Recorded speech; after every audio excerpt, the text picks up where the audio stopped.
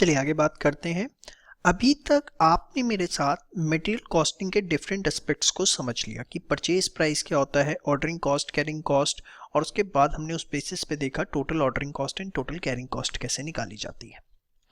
आपको बातें तो मेरी सारी समझ में आ गई, लेकिन down the line in your mind आपने एक छोटा सा डाउट चल रहा है, और वो डाउट ऐसा है कि आप शायद पूछोगे भी नहीं, क्योंकि आप अपने आप को कहीं सेटिस्फाई कर भी चुके होगे कि ठीक है भाई, क्वेश्चन ऐसा आएगा। वो डाउट आपके मन में ये चल रहा है कि टोटल ऑर्डरिंग कॉस्ट निकालने का मेरे पास एक बहुत अच्छा तरीका सर ने स्टार्टिंग में ही बता दिया था कि भैया डिफरेंट डिफरेंट कॉस्ट आपको गिवन होंगी, तो उन सारी कॉस्ट को आप ऐड कर दो। एक x1 कॉस्ट है, एक x2 कॉस्ट है, एक x3 कॉस्ट है। x1 कॉस्ट है बेसिकली जो आपने कोटेशंस मंगाई, ठीक है, वेंडर से, उसकी। x2 कॉस्ट है बेसिकली आपका जो भी आपकी इंस्पेक्शन की कॉस्ट हो गई या हैंडलिंग की कॉस्ट हो गई। x3 कॉस्ट हो गई आपकी बेसिकली जो भी आपने परचेज ऑर्डर्स बनाए उसकी, ठीक है। इस तरीके से सो ऑन सारी कॉस्ट को अगर मैं ऐड कर दूं तो मेरी टोटल ऑर्डरिंग कॉस्ट आ जाती है, ठीक है। तो फिर हमने उस तरीके से क्यों निकाला? Number of orders multiply by ordering cost पर ऑर्डर, या क्वेश्चन में उस तरीके से क्यों गिवन होता है? आपके मन में ये डाउट है और नहीं है तो अब आ जाना चाहिए कि x1 मेरे पास बेसिकली सपोज हैंडलिंग कॉस्ट है, ठीक है। ये मेरे पास x2 जो है वो इंस्पेक्शन कॉस्ट है। उसके बाद सपोज x3 जो है मेरे पास बेसिकली परचेज ऑर्डर को प्रिपेयर करने की कॉस्ट है। सो ऑन मेरे पास सारी कॉस्ट है, उससे टोटल ऑर्डरिंग कॉस्ट। तो why we are calculating this in a manner that is number of orders multiply by ordering cost पर ऑर्डर। जब इतना अच्छा तरीका हमारे पास है तो ये इस बुरी आत्मा को आप बीच में लेकर क्यों आए? और सेम वे आपने कैरिंग कॉस्ट के अंदर भी किया। यही डाउट है, बड़े ध्यान से सुनना। ये सब कुछ क्लियर करके चलेंगे, कुछ भी मन में नहीं रखना, नहीं तो फिर फायदा क्या हुआ आपका मिनट से पढ़ने का। ध्यान से सुनिए मेरी बात। देखिए होता क्या है, मैं आपको प्रैक्टिकल एनालिसिस बताता हूँ, फिर आपको समझ में आएगा व्हाई दिस इज नेसेसरी। ये ठीक है, बट ये भी क्यों जरूरी है वो आपको समझ में आएगा। ध्यान से समझिएगा मेरी बात। सपोज इन द ईयर 2018, सिर्फ 18 ही लिख रहा हूं मैं, ठीक है। ये जो मेरी हैंडलिंग कॉस्ट थी, इंस्पेक्शन कॉस्ट थी, परचेज ऑर्डर की कॉस्ट थी, वो जो आपने बना के भेजा था, सपोज ये 10,000 थी, ये 8,000 थी, ये थी 12,000, ठीक है। तो टोटल कितना आ गया? 30,000 रुपये, ठीक है। ये मेरी क्या आ गई? Total ordering cost. समझना मेरी बात ध्यान से। सपोज आपने 2018 में जो नंबर ऑफ ऑर्डर्स दिए थे वो दिए थे 5 ऑर्डर्स आपने दिए थे। तो एक तरह से 30,000 डिवाइड बाय 5, अगर 30,000 पे टोटल ऑर्डरिंग कॉस्ट आई थी और आपने 5 ऑर्डर्स आपने पूरे साल में दिए थे, तो 6,000 रुपये आपकी ऑर्डरिंग कॉस्ट है एक ऑर्डर की। यस और नो? ऑर्डरिंग कॉस्ट पर ऑर्डर, यही है। अभी फॉर्मूले भूल जाओ, बड़ी देसी बात कर रहा हूँ यार। सीधी सी बात है कि अगर 30 रुपये में 5 सेब आए, 30 रुपये में अगर 5 सेब आए तो एक सेब कितने का आया? 6 रुपये का। सेम वे अगर 2018 में ये कॉस्ट आई थी, टोटल इतनी कॉस्ट आई थी, इसमें आपने 5 ऑर्डर दिए थे, तो एक ऑर्डर देने की कॉस्ट कितनी आई? 6,000 रुपये, ठीक है। अब ध्यान से समझना, 2019 शुरू हुआ,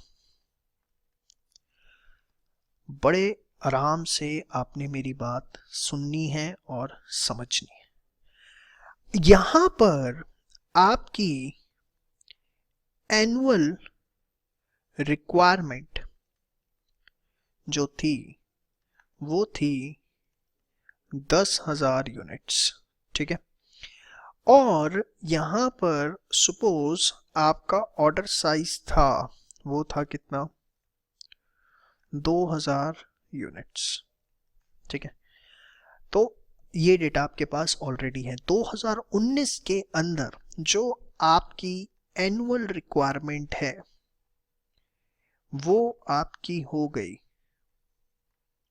सपोज 14,000 यूनिट्स। 14,000 यूनिट्स की आपकी जो है एनुअल रिक्वायरमेंट हो गई 2019 में। अब इशू क्या आता है, बड़े ध्यान से समझिएगा। द इशू अराइजेस कि अगर मेरी एनुअल रिक्वायरमेंट 14,000 यूनिट्स हो गई है, अब समझना, तो इशू इज कि मैं अपना ऑर्डर साइज सेम रखूं या डिफरेंट कर दूं। मतलब सर, आप समझिए, अगर मैं ऑर्डर साइज अपना सेम रखता हूं, मतलब हर बार 2-2 हजार यूनिट्स ही मंगाता हूं, तो 14,000 यूनिट्स अगर मुझे मंगानी है तो उस केस में मुझे टोटल नंबर ऑफ ऑर्डर्स कितने देने पड़ेंगे? 7 ऑर्डर्स देने पड़ेंगे। यस और नो? अभी मैं साल में कितने ऑर्डर दे रहा हूं? 5।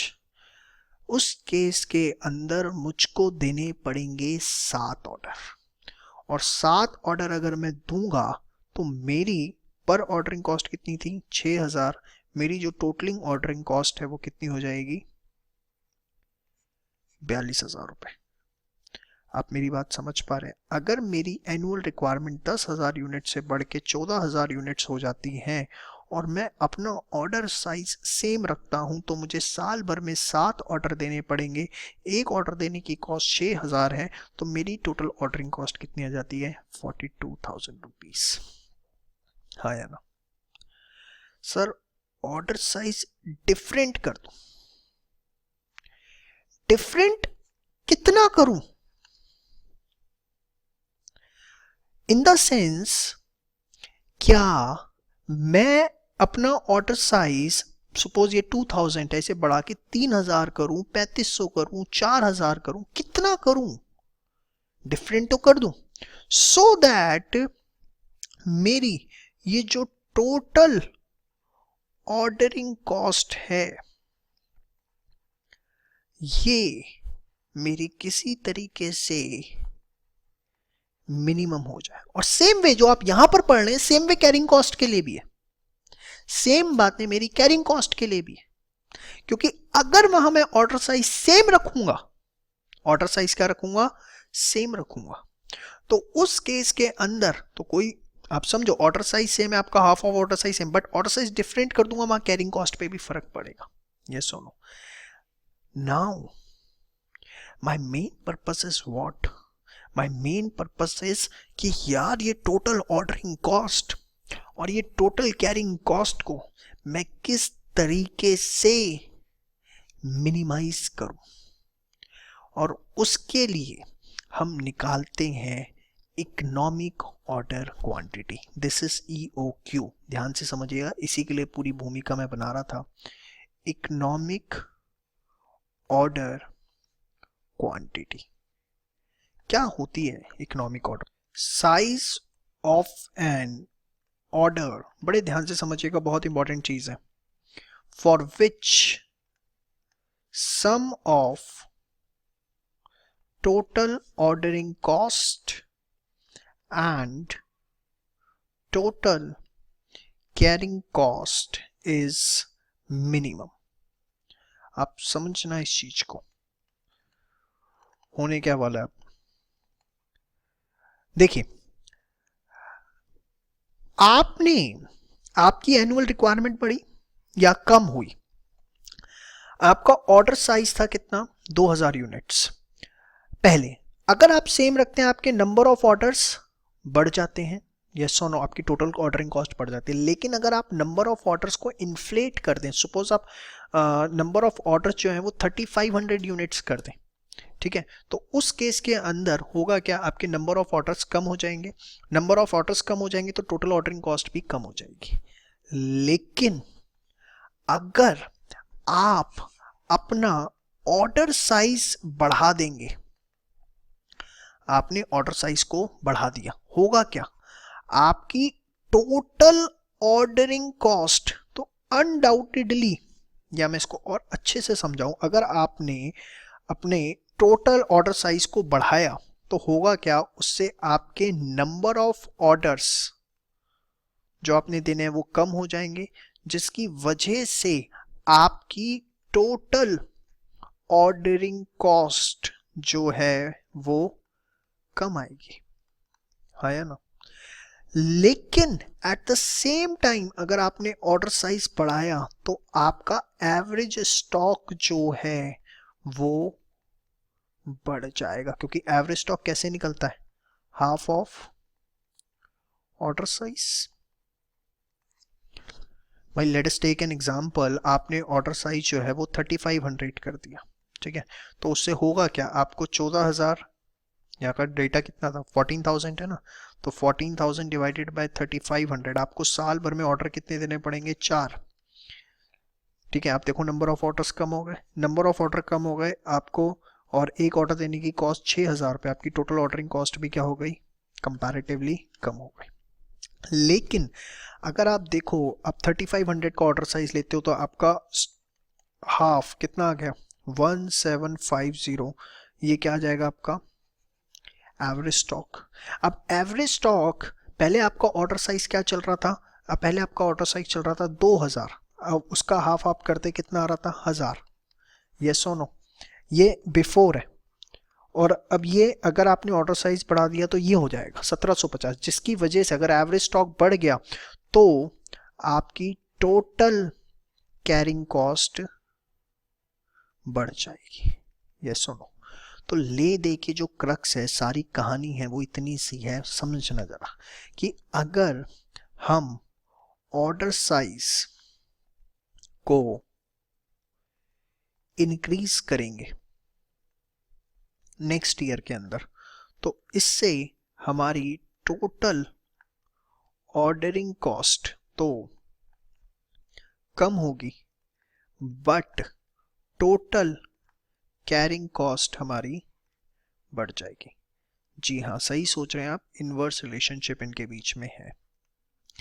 और अगर आप अपने ऑर्डर साइज को डिक्रीज करेंगे तो उस केस के अंदर आपकी जो टोटल ऑर्डरिंग कॉस्ट है वो आपकी बढ़ जाएगी, बट आपकी जो टोटल कैरिंग कॉस्ट है वो क्या हो जाएगी, कम हो जाएगी। मेन बात जो आपको ध्यान रखनी है वो ये। अब आप समझिए जरा, 2018 का डेटा है, अच्छी बात है, 2019 में आया, आपकी एनुअल रिक्वायरमेंट में किसी भी तरीके का चेंज आया, ठीक है। अब चेंज आया, आपको अपनी ऑर्डरिंग कॉस्ट और कैरिंग कॉस्ट को भी कंट्रोल में रखना है, और आपका मकसद क्या है कि मुझे एक ऐसा ऑर्डर साइज निकालना है जिस पे मेरी टोटल ऑर्डरिंग कॉस्ट और टोटल कैरिंग कॉस्ट, इन दोनों का जो सम है वो क्या आए, मिनिमम आए, यस और नो, शो। तो उसके लिए आप क्या करते हो, आप निकालते हो एक economic order quantity. Economic order quantity basically एक मैथमेटिकल फॉर्मूला है, मैथमेटिकल फॉर्मूला जिसको आप बिजनेस मैथ्स के अंदर पढ़ते हैं with the help of differentiation and integration, इसे डिराइव किया जाता है। डेरिवेशन वाले पार्ट पे, मैं बिजनेस मैथ्स वाले पार्ट पे भी बिल्कुल भी नहीं जाऊंगा क्योंकि वो हमारे कोर्स का पार्ट भी नहीं है, और वो डेरिवेशन बिजनेस मैथ्स का पार्ट है, ना कि हमारे कॉस्टिंग का। देखिए EOQ वो मैथमेटिकल फॉर्मूला है क्या, under root 2AO divided by C, ये है क्या। यहाँ पर A है आपका annual consumption of raw material, जितनी आपको एनुअल कंजम्पशन करनी है रॉ मटेरियल की वो आप लिख दीजिए, ठीक है। इसके बाद O जो है आपका, दैट इज ऑर्डरिंग कॉस्ट पर ऑर्डर, एक ऑर्डर को देने की जो आपकी कॉस्ट आती है वो आपका क्या है, O। C क्या है आपका, C is carrying cost per unit per annum, per unit per annum, ठीक है। अब अगर आप इस फॉर्मूले में पुट कर देते हैं और वो जितनी भी आपके पास यूनिट्स आती हैं, अगर आप उतनी यूनिट्स ऑर्डर करते हैं तो आपका जो सम आएगा टोटल ऑर्डरिंग कॉस्ट का और टोटल कैरिंग कॉस्ट का वो मिनिमम आएगा। तो इस फॉर्मूले के चक्कर में ये जो फॉर्मूला है √TAOC, हमें जो चीज़ें हैं वो इस तरीके से ना करके कि हम सीधे सम ले लें 30,000 रुपये और हमारा टोटल ऑर्डरिंग कॉस्ट आ जाए, हम ऐसे काम कर लें, नहीं कर पाते। हमें ये ऑर्डरिंग कॉस्ट पर ऑर्डर चाहिए होती है। इसीलिए आप देखेंगे जितने क्वेश्चंस हैं, ये EOQ क्या बता रहा है, ये वो देखो क्या बता रहा है, size of an order. Size of an order मतलब can I say order size, मतलब EOQ क्या है, that order size at which sum of total ordering cost and total carrying cost is minimum. तो बेसिकली आपको सब, अब ध्यान से समझना, आपको और क्लियर करता हूं और डेप्थ में जाऊंगा इसकी, चलते चलेंगे जैसे जैसे आगे बढ़ते चलेंगे, कोई दिक्कत नहीं है, मैं हूं ना, क्या टेंशन है आपको। हम EOQ में सबसे पहले ऑर्डर साइज निकालना बताएंगे। EOQ हमारे पास जो आएगा वो हमारा क्या बनेगा, ऑर्डर साइज बनेगा, जिसकी बेसिस पर अगर हमें ऑर्डर साइज पता लग गया, ठीक है, ऑर्डरिंग कॉस्ट पर ऑर्डर हमें पता है, number of orders we can estimate each and everything, और हमारी उससे एक प्रॉपर प्लानिंग हो पाएगी। तो ये पूरा का पूरा कॉन्सेप्ट है। EOQ होता क्या है, किस लिए उसे निकाला जाता है, क्या उसके पीछे मकसद होता है और क्या उसका फॉर्मूला है, बहुत ही सिंपल। मैंने आपको ये सब आपको नोट डाउन करने की ज़रूरत नहीं है, it's not relevant for you. The main part that is relevant for you is this EOQ। उसमें भी ये वाला जो पार्ट है इसको आपको नोट डाउन करने की ज़रूरत नहीं है, आप सिर्फ ये ऊपर वाला पार्ट और ये जो इसका फॉर्मूला है ये जो है आप इसको नोट कर लीजिए।